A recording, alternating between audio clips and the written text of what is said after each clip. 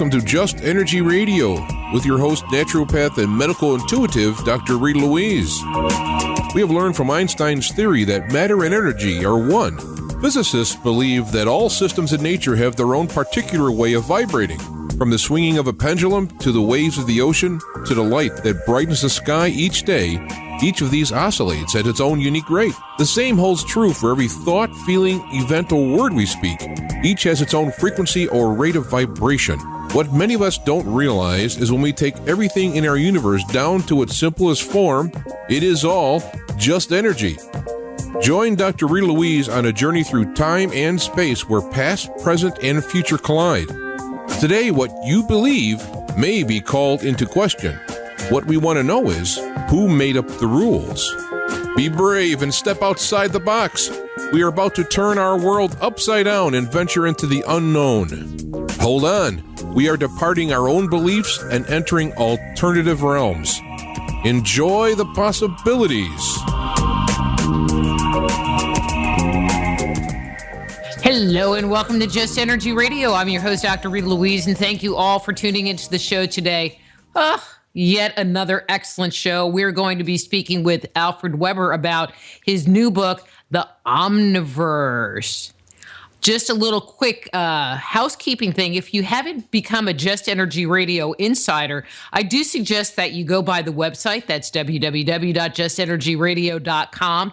We've been making a whole bunch of changes. We've added an article library. We've added a lending library. We're adding in old archive shows.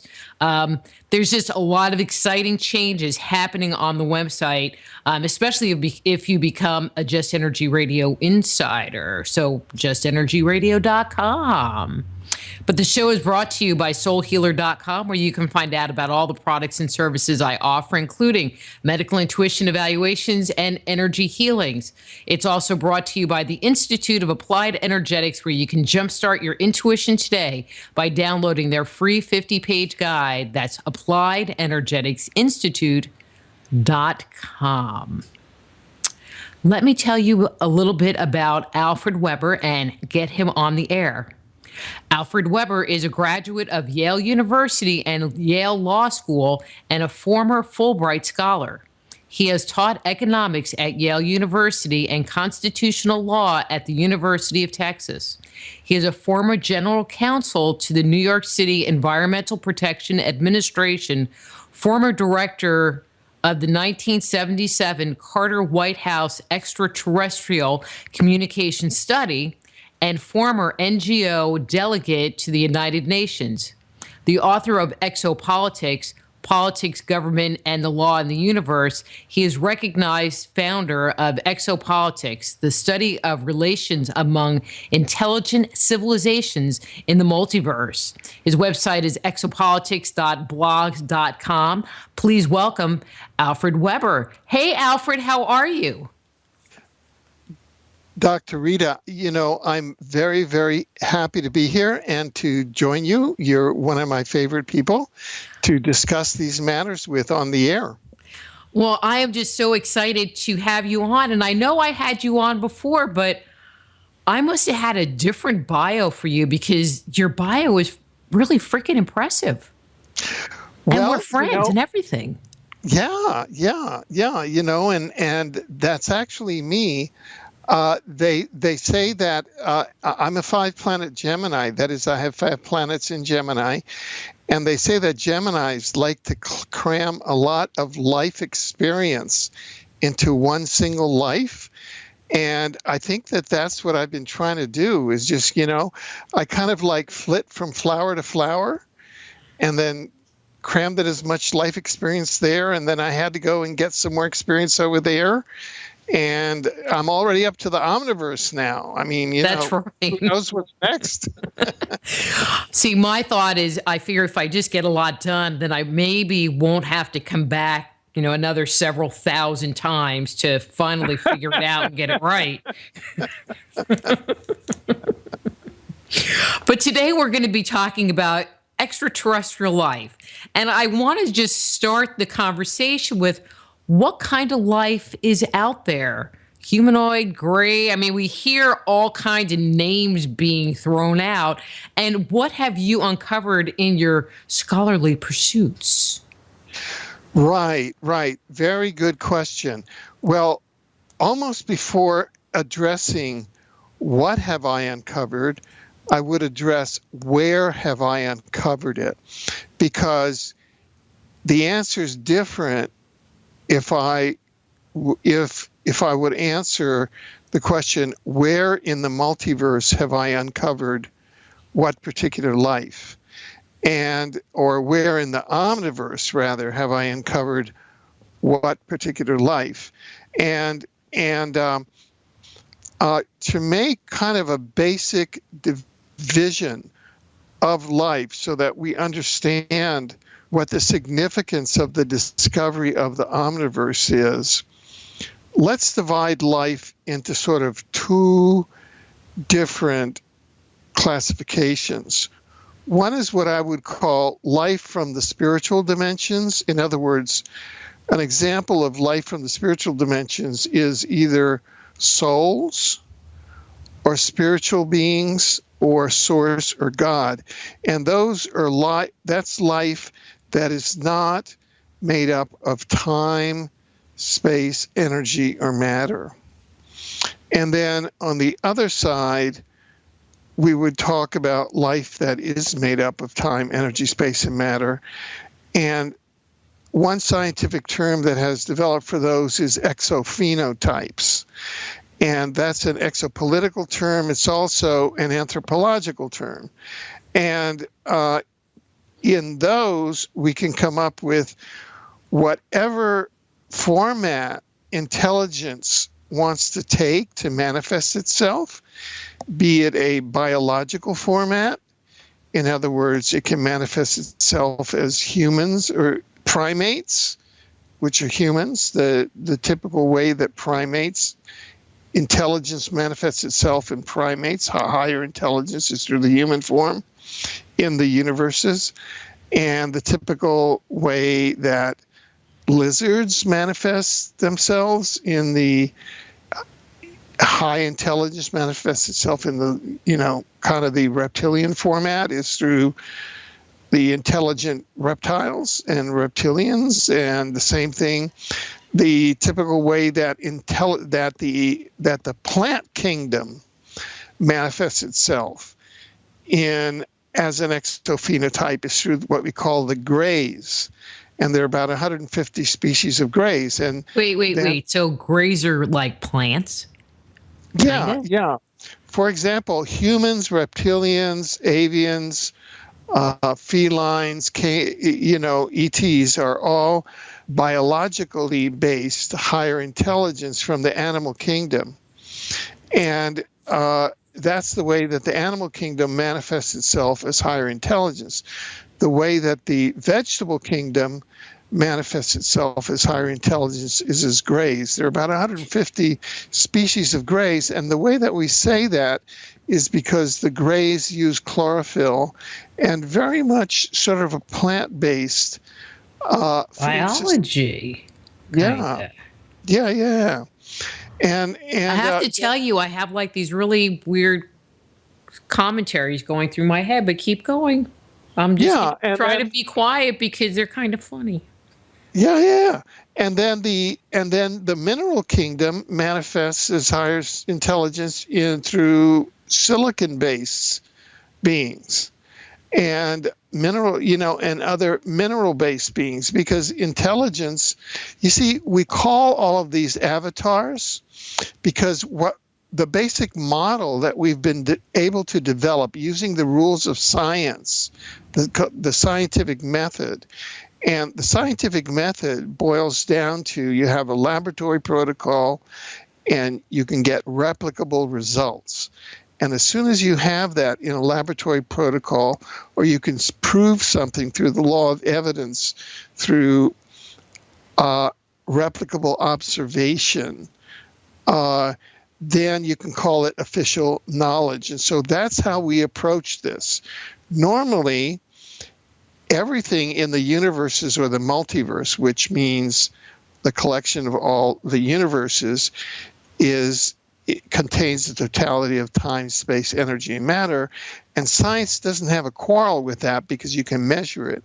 But historically, ever since the Sumerian astronomers, in the normal course of history, about 3500 BC, that first came up with the concept of the universe, they've excluded those things that, quote, we can't see, namely the spiritual dimensions. In other words, the intelligent civilization of souls, the spiritual beings in source. But now, in the modern era, we have come up with a method to use the scientific method, in other words, uniform protocols and replicable results, in the form of soul memories of the interlife or the afterlife. These are people who, using uniform protocols and hypnotic regression,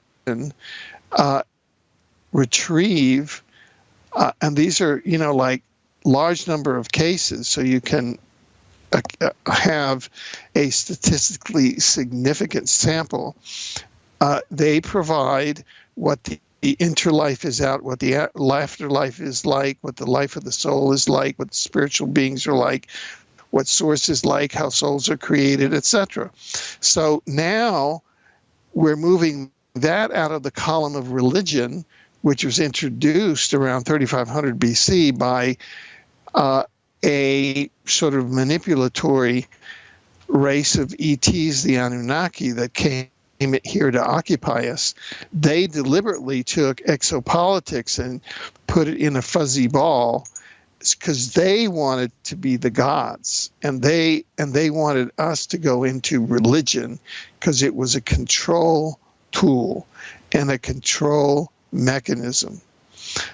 So what the book The Omniverse does is that it goes beyond what we've been having with the science of the universe that was introduced by the Sumerians in 3500 BC, with the science of the multiverse, which means the totality of all universes and all time, energy, space, and matter, stuff that you can see and touch and measure.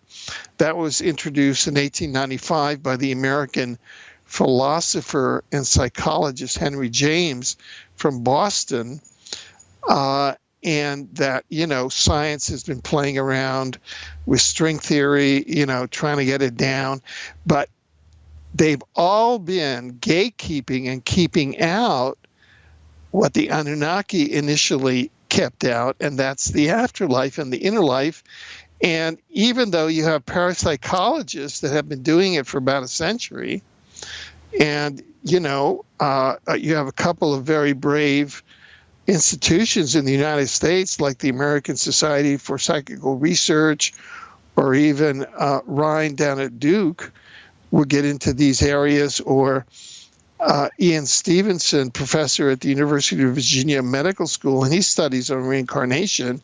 Generally, science has made it prohibited to bring into the scientific canon the study of the spiritual dimensions. Well, our book now has gathered such a quantum of both replicable scientific evidence and of authorities that we've finally broken through to the Omniverse. And this is an overwhelming, it's historic, it's cosmic. I can't tell you what the future of this is going to be, but I can tell you that we finally nailed it on paper. It's like the moment when Albert Einstein, and I was watching a great documentary on PBS the other night, of the moment Einstein was talking with his wife, they're down at the kitchen table, and he says, "Can't you see it? It's so simple. It's the relationship of energy and mass. E equals mc squared. It's really simple." And he had that aha moment. And now, in 2015, we have a really simple aha moment, which is the omniverse equals the multiverse, all the universe of the multiverse, plus the spiritual dimensions. And that, in turn, means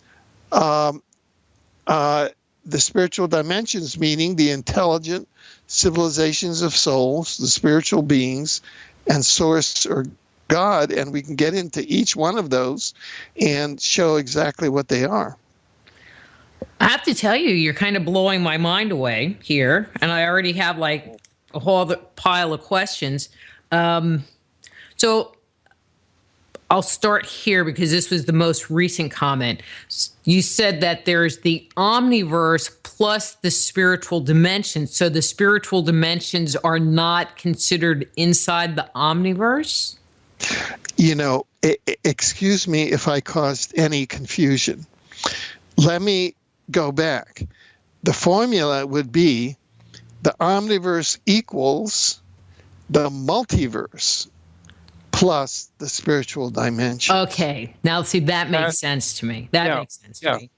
Yeah. Okay. But now I got to go back to what you were saying before about the different hierarchies of consciousness. And, you were talking about how the grays were associated with plants, which, now I'm thinking about watermelon and cantaloupe for some reason. But anyway, but that wasn't my point. But it was based more on the biological, physiological system and this connection. And my brain just started racing, going, that works for me. I could see that. I could see how that could be really easy. But I have to ask you, so is this your thing? Did somebody else come up with this thing? Where did this way of looking at life come from? Yeah, that's a really good question, and like everything else, it all develops and eventuates. And as an author, that writing a book is a bit like cooking a big meal. And sometimes it takes a few years. So this particular meal called the Omniverse started in Barcelona, Spain for me in July 2009. And I was doing a book tour in Spain for the Spanish edition of my book, Exopolitics, Politics, Government, and Law in the Universe. And what that book did is that in that book originated and introduced the science of exopolitics to Earth, first and formally. And what the science of exopolitics is the science of relations among intelligent civilizations in the multiverse. That book essentially lays out the basic proposition that we live in a highly populated and organized multiverse. It's essentially the 21st century paradigm of our multiverse, as opposed to the 20th century paradigm of our multiverse, which is that all intelligent life ends at Earth's geostationary orbit. And that was enforced essentially by the power matrix here on the planet. If you were in science, if you were in academia, if you were in media, and you weren't an intelligence agency insider doing black ops work, and you tried to go public with the fact that we live in a populated universe and that Earth is not the only populated planet, soon you would have either men in black knocking at your door, or you would have some kind of professional penalty, and you would be ostracized. And in the most urgent cases, you would be eliminated by the thought police. And that went into effect after interdimensional UFOs overflew the Capitol in July, U.S. Capitol in June, July 1952. That's the most guarded airspace in the U.S., and that was publicized in front-page newspapers around the world. And so in 1953, the CIA convened a panel and said that the matter of extraterrestrials and UFOs could not be discussed in public discourse, in science, in academia, in media, in education, or in government. And it made it a verboten topic of discussion. And if you did so, your career was derailed. And if you did so as a student, you were targeted. And that's been the condition of our modern civilization.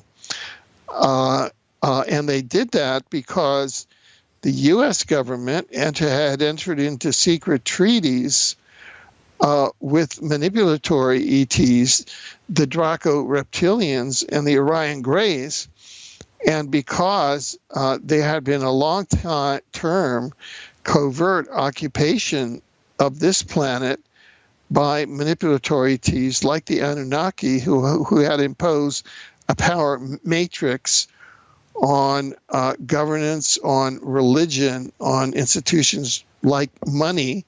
They've controlled the monarchies, they've controlled the governments, they've controlled the churches like the Vatican, and they just don't want to give up that control. Now, push is coming to shove because we're at the end of the cosmic circumstances that gave rise to that control, which was a quarantine of the planet following an exopolitical, I would call it, rebellion, which occurred about 200,000 years ago by high people, individuals in the governance of this sector. And I'm going to just make the assumption that that rebellion would be considered like the Luciferian rebellion that we hear so much about in the Bible and blah, blah, blah. Yeah, and this planet had gone over into the Luciferian column.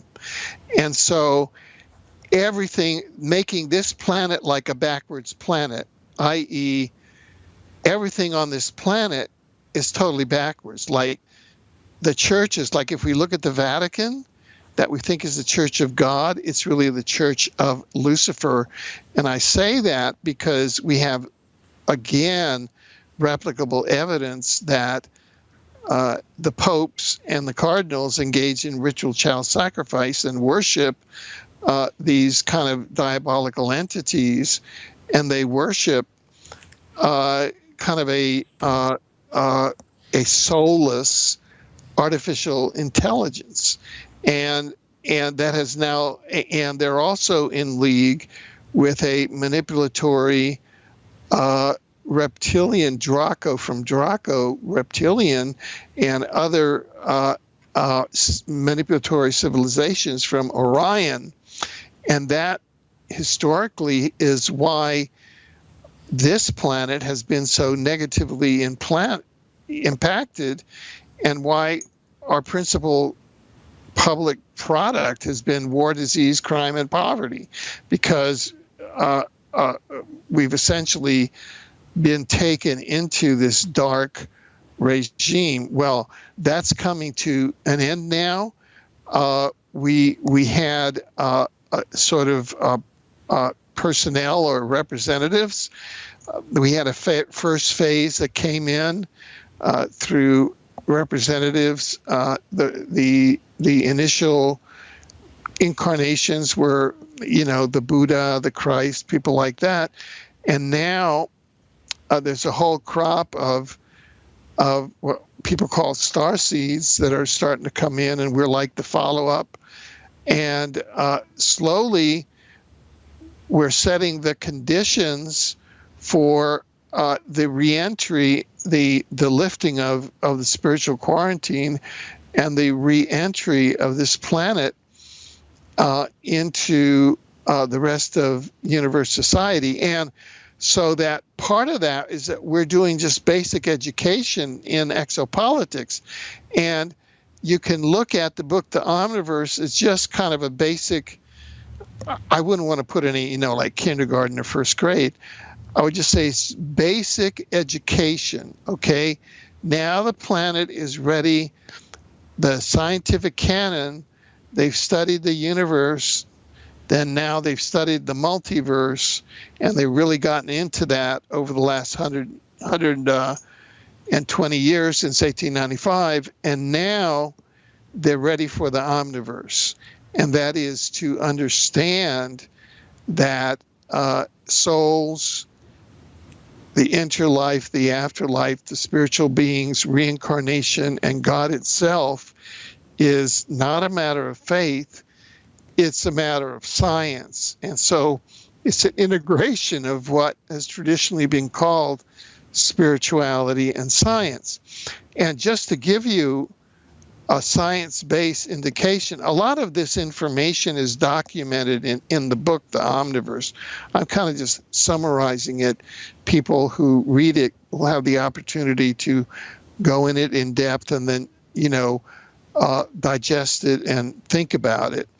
And if you go, for example, to the most recent Ipsos polls, which are fairly sophisticated polls, and if you go to the G20 are supposed to be the most advanced Western countries with the highest education levels. Well, in the most advanced recent G20 countries, only 7% of the adult population believes that reincarnation is a regular scientific feature or regularity of human life, whereas we've shown in the science that the universes themselves were designed by the spiritual dimensions in order to serve as venues for the incarnation of souls into avatars, all sorts, in the animal, vegetable, and mineral kingdom, all these sorts of exophenotypes, so that in the universes themselves serve as the venues for incarnations for soul development. That's how souls develop, through gaining moral and life experience. The universes are like theme parks that souls incarnate in to have lives and to really develop and understand. Yeah, they are. I just always joke around. It's like, and what was I thinking? Yeah. and so only 7% of the populations in the G20 believe, and these are supposed to be the most educated on the planet, the US, the UK, Western Europe, Japan. But we're not even really, we are, because we seek it out, but general people aren't given any information about that. They are being brainwashed now. The same Ipsos poll shows that in China and India, which if you add up like 95%, that's 2.5. Well, no, wait. That's 2.5 billion plus another billion. That's 3.5 billion out of 7 billion. That's a little less than 50%. That's about 45% of the planet. 45% of those populations believe that reincarnation is a scientific feature of human life. So at least they're congruent with why they're here on the planet, that they are souls that have incarnated in their body. So that gives you an idea of how mind control. And I'm surprised is actually so low in those countries, because it is part of their spiritual tradition in general. Well, the thing is that when industrialization came in, everybody became mind controlled because what we have to do in universities is to train them so that they'll be good factory workers. And that's what happened when you brought in the scientific revolution and you separated time, energy, space, and matter from the scientific study of, under the universal canon, from the scientific study of the soul, the afterlife, and the interlife. So now everything's come around full circle, and now what we're saying, we're coming in with the science of the Omniverse, and now scientific canon, you're going to have to deal with this new data And you cannot close the halls of academia and the study of science to the soul, the afterlife, to God, the spiritual beings, and all of that, because that's as much a part of being human and life on Earth as your right kidney. Mm-hmm. Okay, so let's kind of go take this concept and bring it back to where we started, because we were talking about, like the Greys, and you mentioned the reptilians. We've all heard of like the insectoids and the Nordics. So would those be the characters from the multiverse because they're corporeal? And then well, I guess let me just ask that question, then I'll come back with the other part. So would that be a yes answer, that they're part of the multiverse and because they're corporeal? And then we have this whole other spiritual dimension, which is part of the Omniverse. So do we have any names tied to these intelligent spiritual groups out there? Well, yes, we have a whole nomenclature, and that's the second part of this book. If we go back to that question of how did this book come about and sort of the preparation of the Omniverse, in August of 2009, then I got a communication and a query from Oxford University Press, which is the division of Oxford University, which is one of the holy grails or, centers of the scientific canon, going back to Newton and sort of classical physics. And they asked if I wouldn't write a book on extraterrestrial civilizations and the law. So I said, let me take a look at that. And in a way, these two projects dovetailed, because in Barcelona in July 2009, when I was doing this book tour, I was at a newspaper. It was the second largest newspaper in Spain, La Vanguardia, and Ima Sanchez does the whole back page, La Contra, for authors, etc., that come through town. And she was doing an interview on me on exopolitics. And at the end of the interview, she puts down her pen and says, Alfred, tell me how the universe functions. What's the relationship between extraterrestrials and reincarnation? And that was a question that I had not answered in Exopolitics, the book, and that I saw that was the next crucial question. In other words, extraterrestrials have to do with the multiverse, reincarnation has to do with the spiritual dimensions, and the way that you put them together is by developing the integrative model of the Omniverse, which is the multiverse plus the spiritual dimensions equals the Omniverse. So that gave rise to this whole book. And then in August, when Oxford University Press asked me to write this book on extraterrestrial civilizations and the law, I saw that. I said, okay, so here you are on Earth. You're a judge on Earth. I was a judge in the Kuala Lumpur War Crimes Tribunal. You're in this time-space dimension, which is known as the third dimension. How is a judge in a court on the third dimension going to get jurisdiction over and exercise jurisdiction over a Pleiadian in the fifth dimension or an Arcturian in the sixth dimension? How is that going to work? So I began to do research, and I discovered that there was no adequate typology of extraterrestrial civilizations, because if you went to the Kardashev scale, which Dr. Michio Kaku was popularizing, what they did is they said, there are different types of planets. There's a zero-type civilization, a 1 type, a 2 type, a 3 type. And that has to do with how civilizations manipulate energy. We're a 0 type civilization, meaning that we're consuming. We're stupid. Yeah, we're stupid. That's it. That's basically it.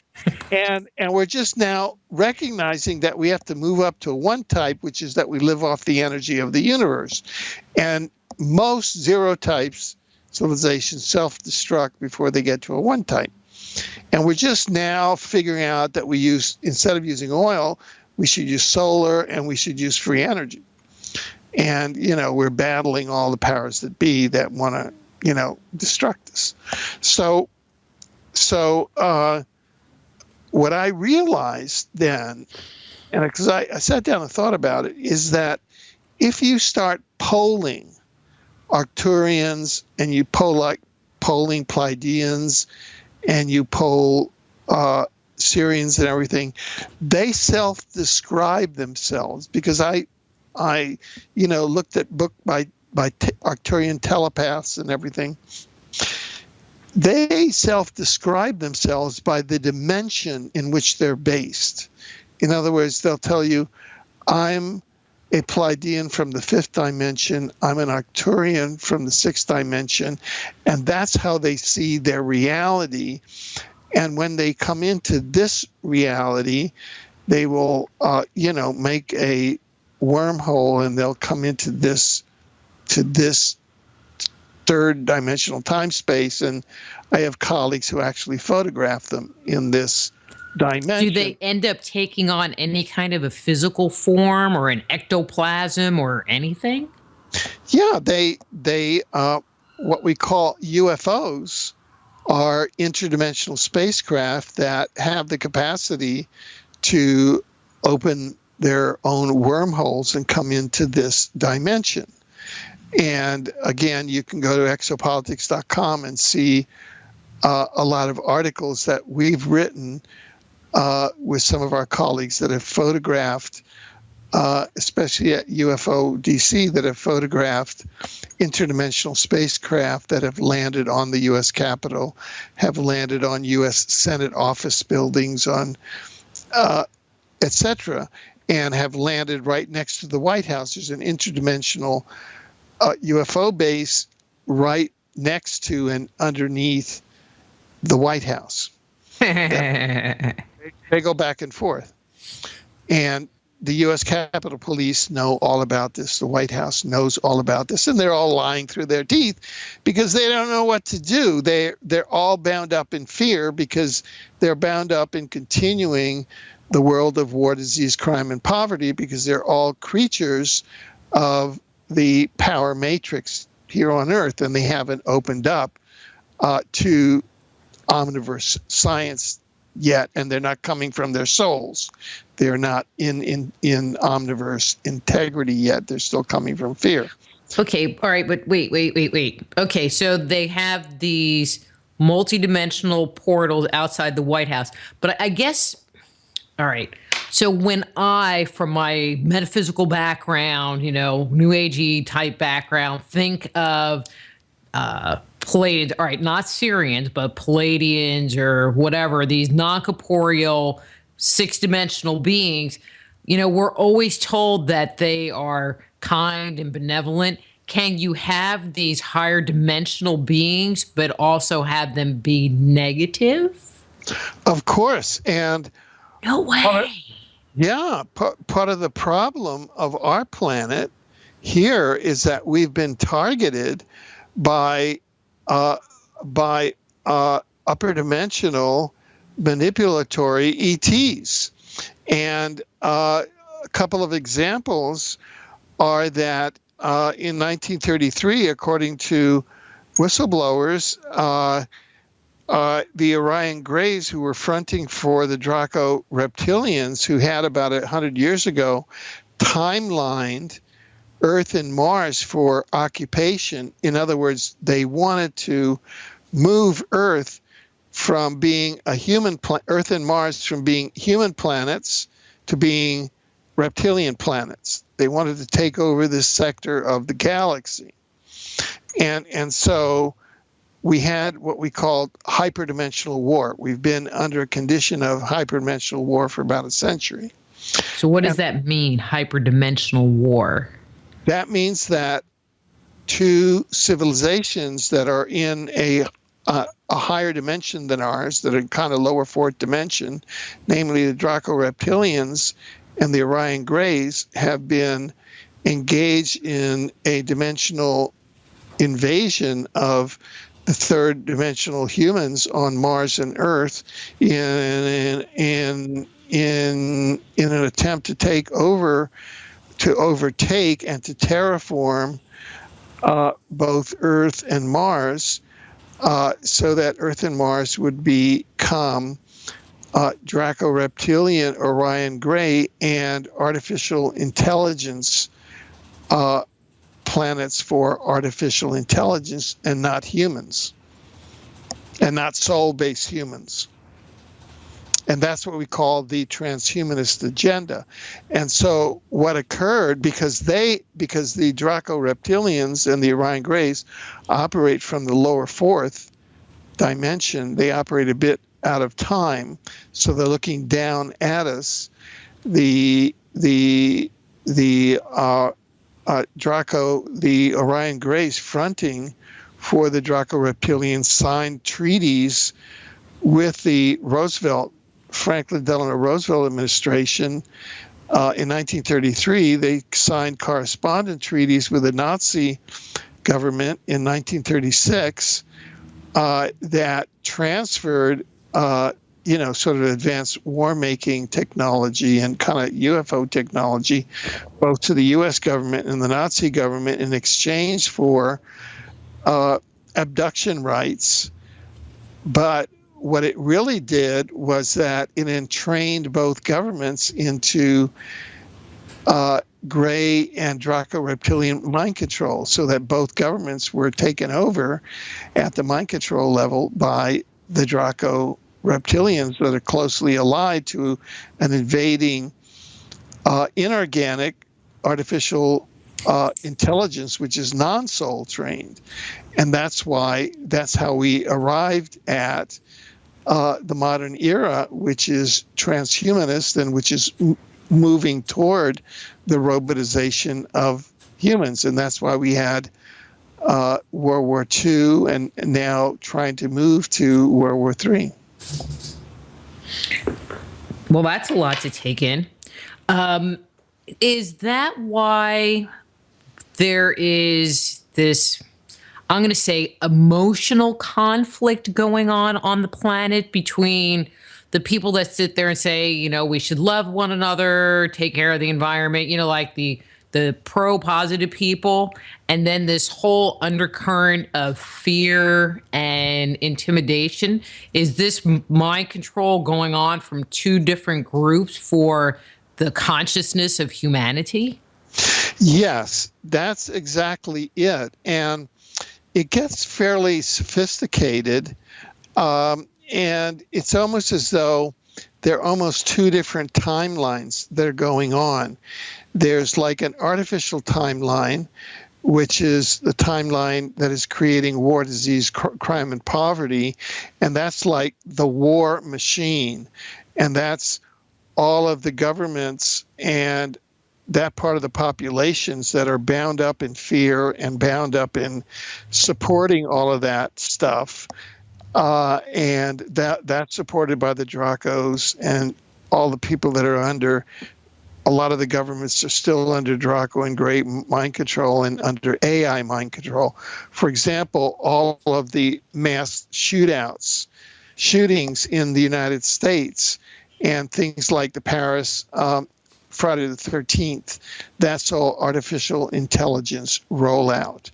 Jade Helm was artificial intelligence rollout because the Dracos gifted to the matrix controlling governments on the planet very large artificial intelligences through which they run their secret space program and their planetary security programs, their financial programs, so that when Jade Helm rolled out in June of 2015, June, July, that was the first time that the U.S. publicly admitted that it its government's run by an AI. And those of us who were stuck.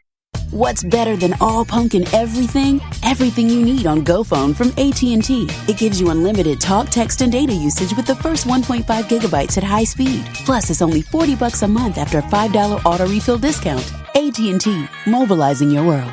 First payment is $45. $5 discount applied to monthly rate plan charge upon enrollment and auto refill. After first 1.5 gigabytes, get data speeds up to 128 kilobytes per second. Additional charges and restrictions apply. See store for details.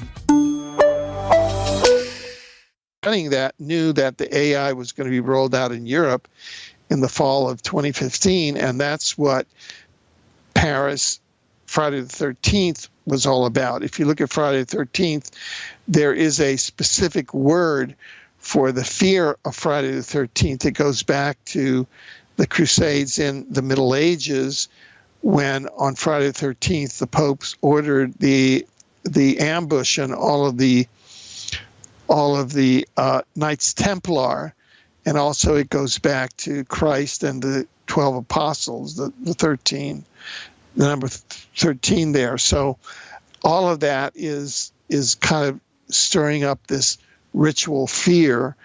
And what's rolling out now around the world, and now in the U.S., even the 2016 political campaign is being kind of managed behind the scenes by an artificial intelligence to get people confused and into fear. For example, they have one of the candidates in the Republican field, Donald Trump, is what they call AI entrained. So they have him up and imitating a person with a reporter with a physical disability. So then they had a false flag yesterday in which they had false flag shooters attack a disability center. And if you look at traditional eugenics under Nazi programs, well, the main thing about eugenics is that you have to get rid of everybody with disabilities on the planet. So they're beginning to play with all these kind of themes. All of that are memes that are being loaded into the planet from the lower fourth dimension by the Dracos, by the Greys, and by the manipulatory, soulless, artificial intelligence. And that's what we call the dimensional ecology of the Omniverse. And so that's a continual battle of light and darkness on this planet. At the other end, you'll have the spiritual beings in any incarnation where the duties of souls is not only to incarnate, but also between lives, we are deployed on duty to come and minister to souls, to come into them in dreams, to serve as almost guides, and to, help them through the darkness that is still this planet, because it's still in the after effects of this rebellion. Are there any good guys? I look at our world, and I look at government and politics and religion, and if what you're saying, this Draco Gray agenda, is one side of the whole thing, it's kind of like, okay, but everybody's infected, or like everybody that's in charge is infected. Are there any not infected people? Yeah. If you look over at the overall scene, that's actually quite positive. Some of the estimates that I've heard is as follows. Let's say that we have about 7 billion souls. About 7 billion avatars. And that right now there's an issue coming up as to which way humanity is going to go, whether they're going to go with the organic, positive Earth timeline, or whether they're going to be entrained into the artificial timeline. And one of these concepts was the first time that I heard it was back in 1982, when they started talking about almost the separation of the worlds, or two different timelines, sort of an artificial intelligence catastrophic timeline where that portion of humanity that decides that they want to entrain themselves with the AI, with the Dracos, with the dark side of things, goes down a dark timeline, and the other side of humanity that decides that it wants to identify with Source, with God, stay with the souls in the body and be soul divine and trained and try to create paradise on earth. So there's a separation into the two earths. And, you know, some of the people that I've spoken to are getting a rough intuitive hit that'll come down to about 1/3, 2/3. And that is that 1/3 of the current 7 billion on the planet may, and this is all hypothetical, go off into the negative timeline, and about 2/3 may go off into the positive timeline. We're not there yet. We're now coming into 2016. You can take the Republican race or the U.S. Electoral race as sort of a metaphor. You know, those people who are, you know, wanting to blow up the world are taking on the AI agenda, and you're really making an election for your soul. So there's very deep things going on, because since the inception of the scientific revolution, quote, end of quote, and the Bolshevik revolution, quote, end of quote, which is really started by the bloodline bankers to defeat the incarnation agenda here, with kind of the Marxist perspective that there is no afterlife and there is no soul. There's been a battle for, is this planet going to be AI and soulless, or is this planet going to remain a venue for incarnation?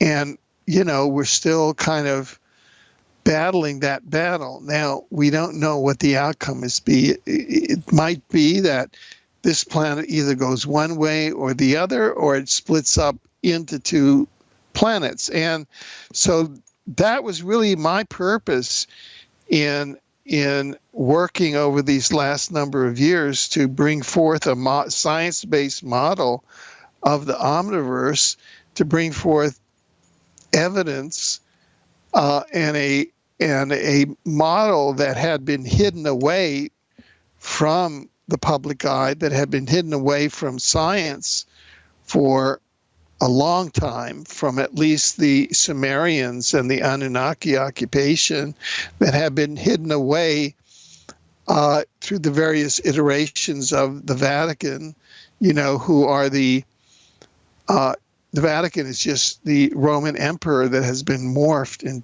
you know, we're still living under the Roman emperor, which is the planetary ruler. It's now called the Pope, that rules through the secret treaty of Verona and through various planetary conclaves starting in 325 AD, and other conclaves where they ruled out and hid the doctrine of reincarnation, etc., for political reasons. So this book, The Omniverse, is meant to be part of the strain of revelation and information that brings back the scientific truth here, how this book is going to roll out, and how long, you know, it's going to take, along with companion books, to begin to have the planet wake back up. Well, that's part of the historical process. But what I'm doing is I'm just giving sort of a concept for the cosmological process and how it's rolling out here right now, from universe. Then you go for about, from 3500 BC, you go 3500 years plus almost 2000 years.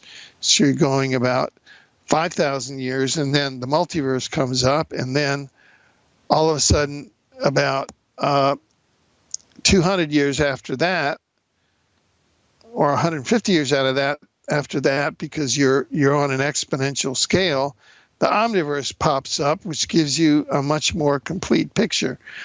So that's sort of what we're rolling through right now, and it's, for me, it's all very, very real.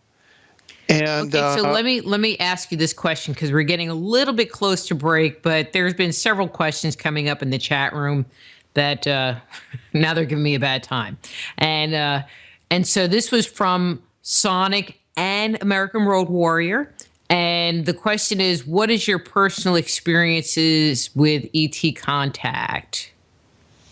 Yeah, well, I've had two different categories.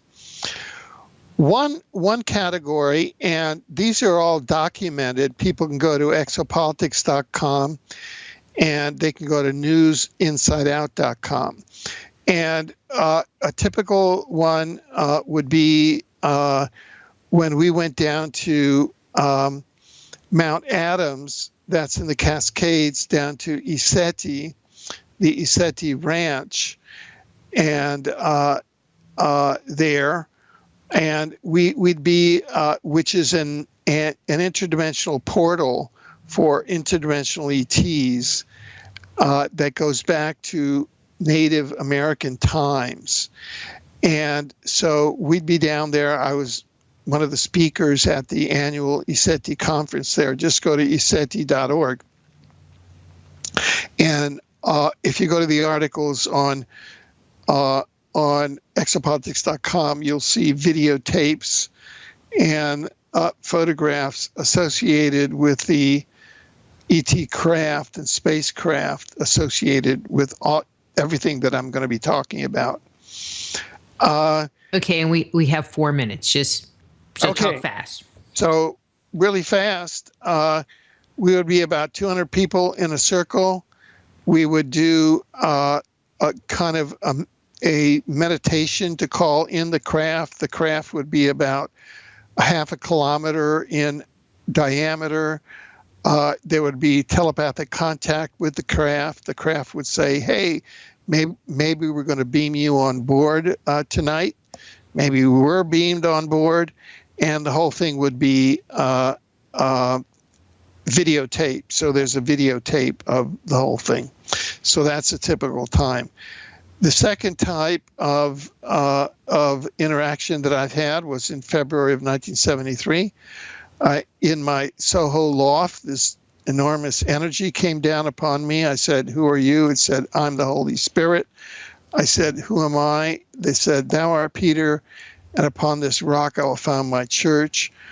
I assumed that that was like an artificial intelligence trying to take on, trying to mimic a spiritual being in order to manipulate me into kind of a savior, messianic type thing.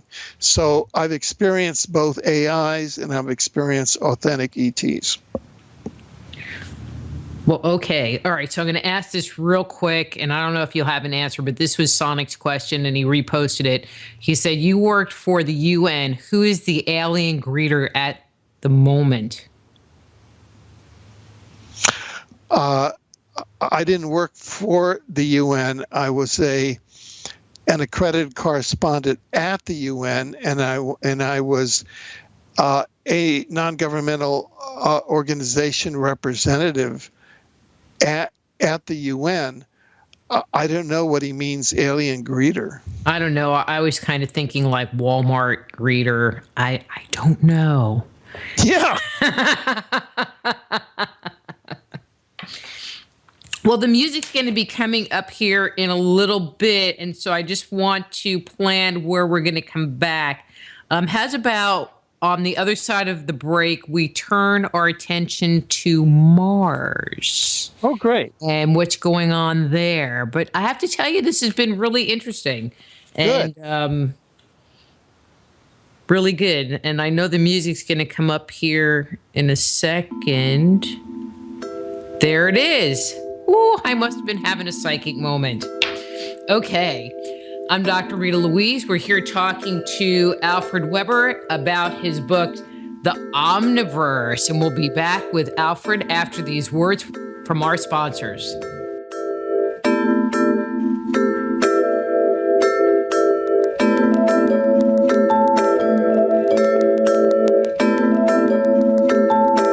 Just Energy Radio with your host, Dr. Rita Louise, will return right after these messages.